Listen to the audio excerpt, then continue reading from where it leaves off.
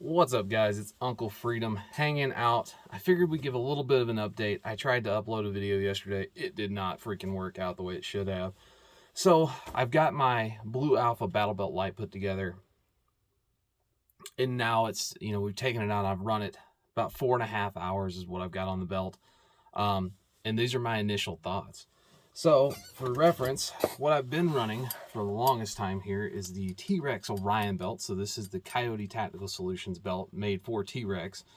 And the setup you'll notice on my current belt is about the same. So I've got S-Tac Kiwi double pistol, S-Tac Kiwi rifle, Tactical Tailor Fight Light dump, HSGI Reflex IFAC, Tactical Tailor mag double pistol mag pouch, Safariland UBL with a QLS system, and this is a Glock 19, Glock 23 with X300 holster.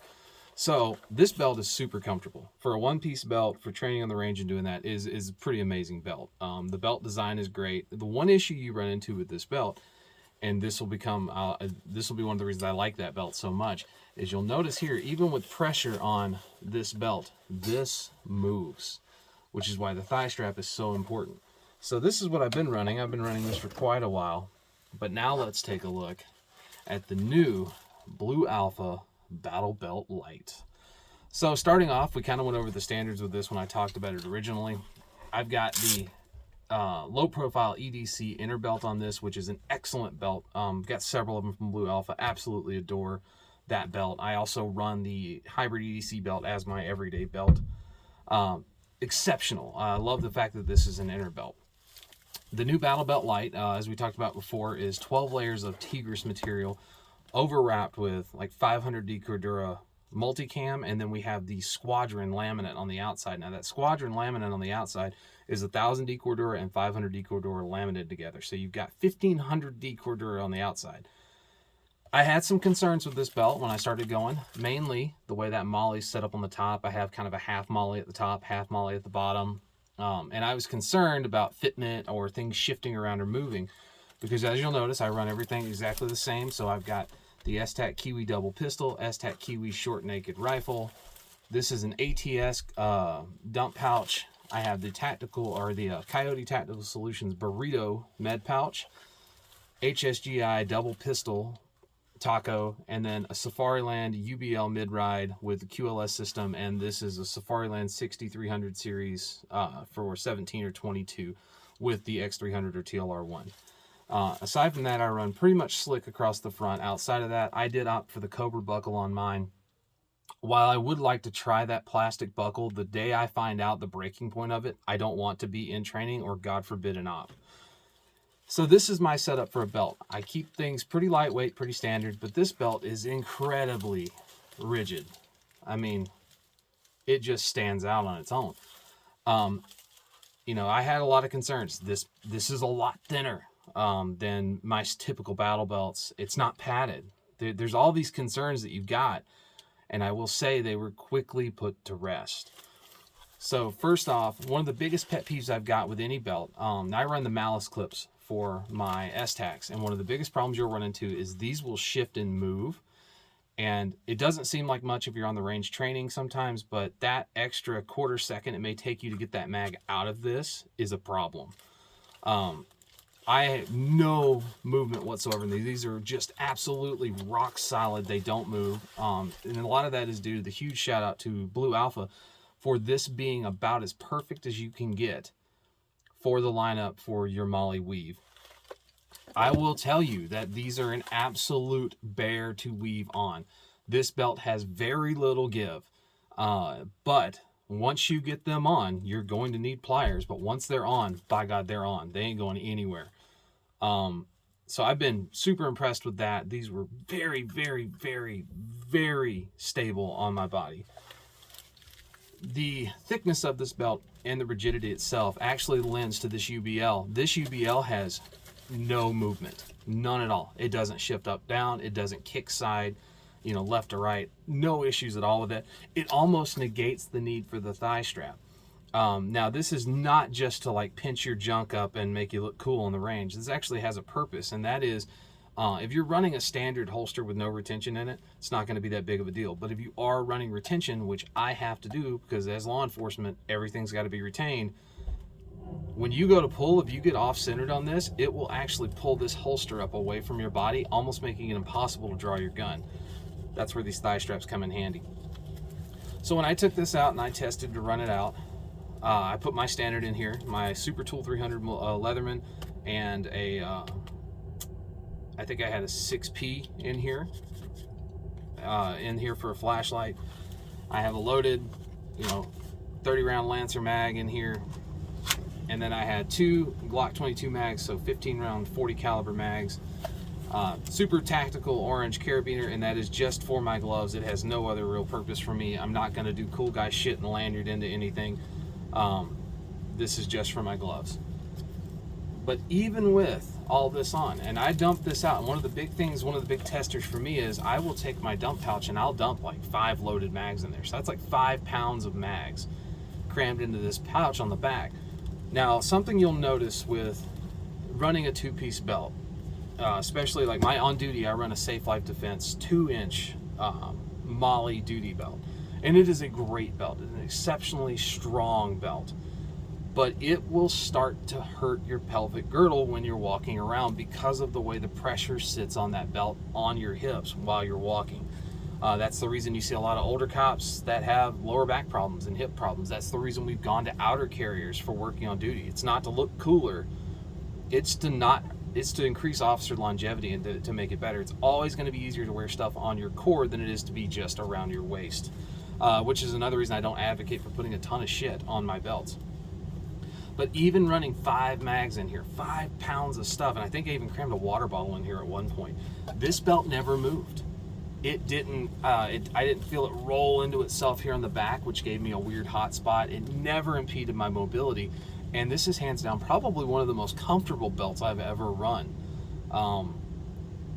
And that's saying something, because I mean, I've run a bunch of different belts, but this is about as comfortable as it gets. And I attribute some of that to the thickness of the belt itself, so we don't have that full big 2.5, 3-inch wide girth that's sitting up a little bit above, your pelvic girdle, or if you've got some tactical winter weight that's hanging onto your body, it's not going to start pinching stuff.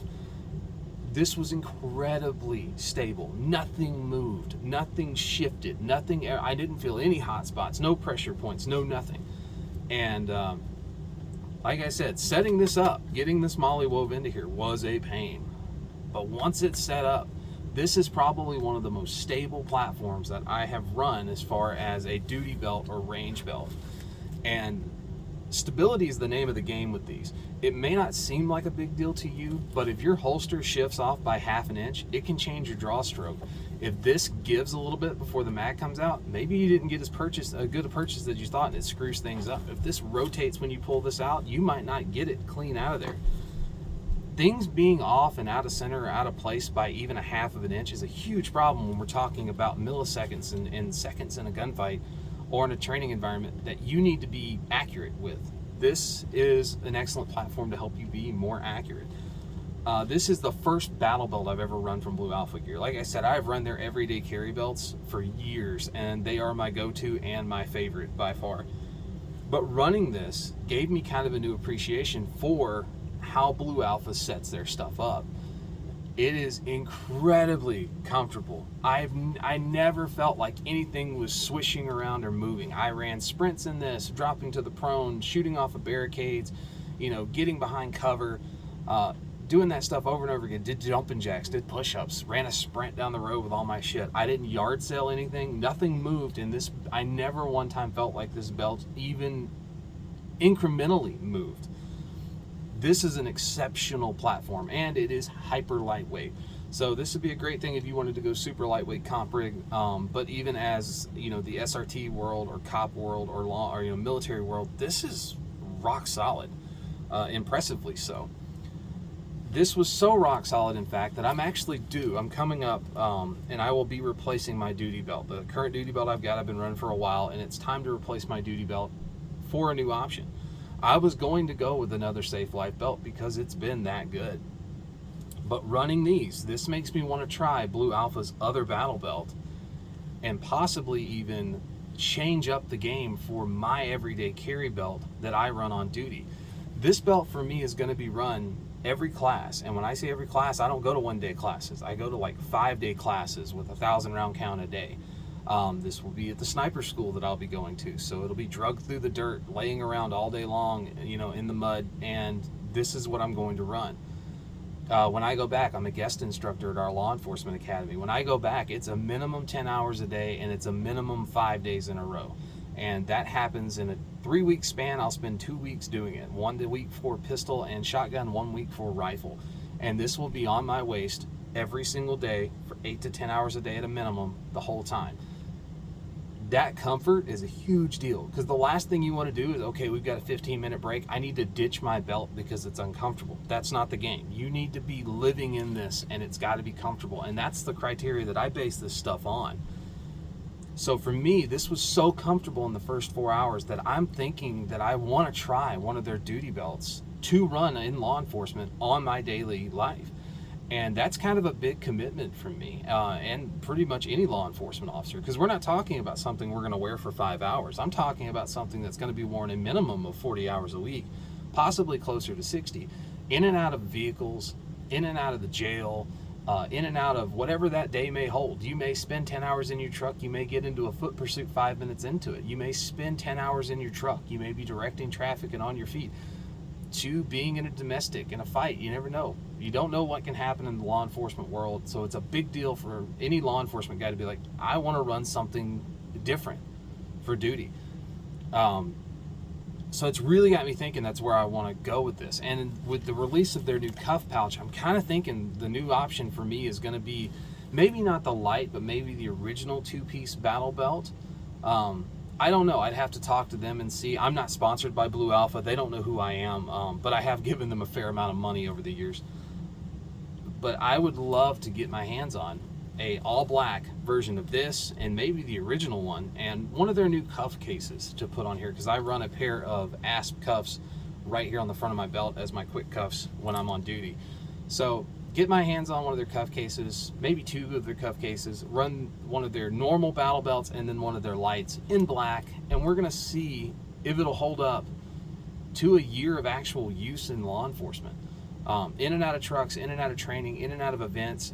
One of the most damaging one is when we go to DT classes, where we're basically trying to rip the holster off of the other person's body. If there's a weak point in your belt, we're going to find it that day. So I think that's what I'm going to do, and I think that's where I want to go. Blue Alpha, if you're listening, I know you're not because you don't know who I am, reach out to a guy, because I think that would be kind of a cool test to see, you know, how it really holds up. And so this one, I'm going to give you documentation on this, and I'm going to document my journey with this coming up. Just so you know, in April, I've got sniper school. In May, I have advanced sniper school. In June, I have a 2-week stint teaching handgun and rifle at the academy. After that, I've got a federal advanced handgun course. That's 1,000 rounds a day over 5 days. Then after that, I've got the, that I know of, the advanced instructor course, which is I think it's 1,000 rounds in 2 days or something like that. And then I'll have another stint where I teach at the academy wearing this belt. I also teach TAC Med and TAC Med instruction, hence the running the med kits. Med kits are super important, but being able to use that stuff and passing that skill on to others is even more important.